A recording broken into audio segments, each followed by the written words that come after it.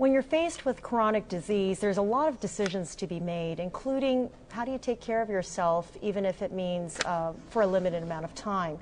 We're here with Dr. Barry Kinzburnner of VITAS, and really you specialize in helping people make those kinds of decisions, whether they should go into a hospice, which is essentially a place where you live out the rest of your days when you're ill? Not necessarily a place. Okay, Hospice is a comprehensive program of services that are provided to patients who are nearing the end of life, wherever the patient lives. So in other words, the patient's living at home, we can provide services in the patient's home.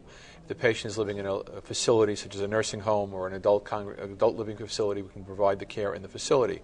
If the patient needs inpatient care, we can provide the care either in a hospital, under a contract type of arrangement.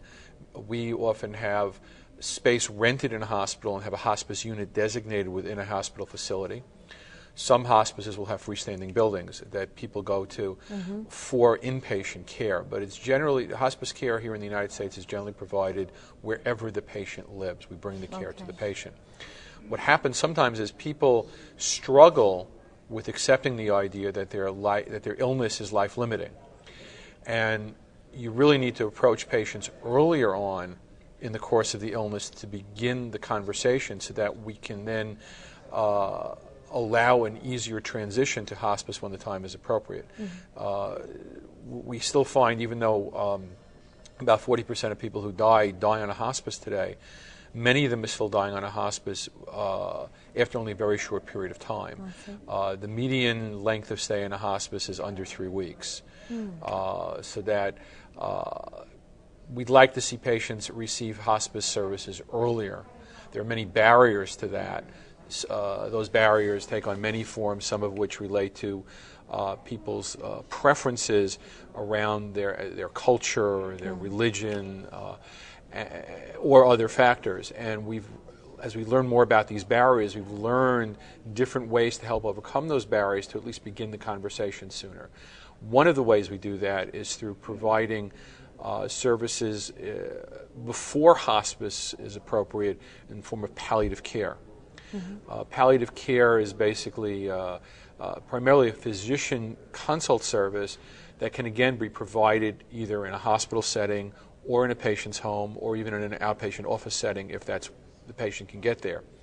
The physician care is supplemented with other members of an interdisciplinary team, just as we do in hospice. So you'll have nurses, or in the case of palliative care, often nurse practitioners assisting the physician, as well as social workers and chaplains to provide the very important psychosocial and spiritual care that patients need as they're trying to deal with facing a life-limiting illness and the consequences of that. The palliative care services are designed to allow patients to begin advanced care planning and think about goals of care without the pressure necessarily of having to make an immediate decision about issues. So oftentimes patients are seen before they're really ready for hospice services, which usually is in the last few months of life, so that they can begin to think about questions such as, well, if things don't go well, what would you like us to do? Okay. What would you like done for you? Do you still want, I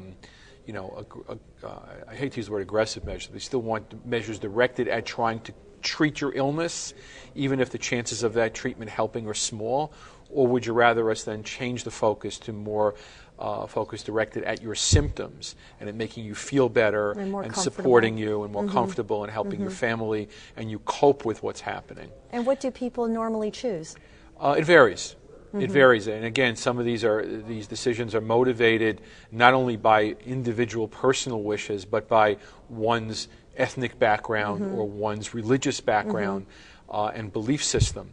Often dictates how people make those choices. Well, we're certainly seeing with an aging population that there is the market to really come up with different options. What is the next thing coming up in this area that wasn't around before? Well, I think the palliative care is the next thing. If you think about hospice, is established now for over was 1982 when the benefit was actually passed, so we're coming upon almost the 30th anniversary since the benefit was passed. Palliative care is now another way to reach people earlier in the course of illness. Okay.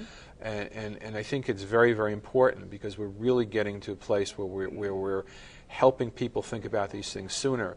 I think also as healthcare reforms, there's going to be more desire for primary providers to want to have these services, because as we think about, we look at some of the initiatives in the healthcare reform around what they describe as patient-centered care and things of that nature.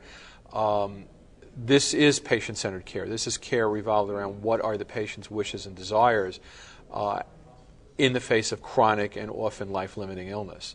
So I think the option of palliative care a year, even 2 years before the end of an illness, shall we say, is very, very important. And with hospice, we can only reach people in the last several months. And that itself is a barrier to access. Okay. Well, Dr. Kinzburnner, this is really important information.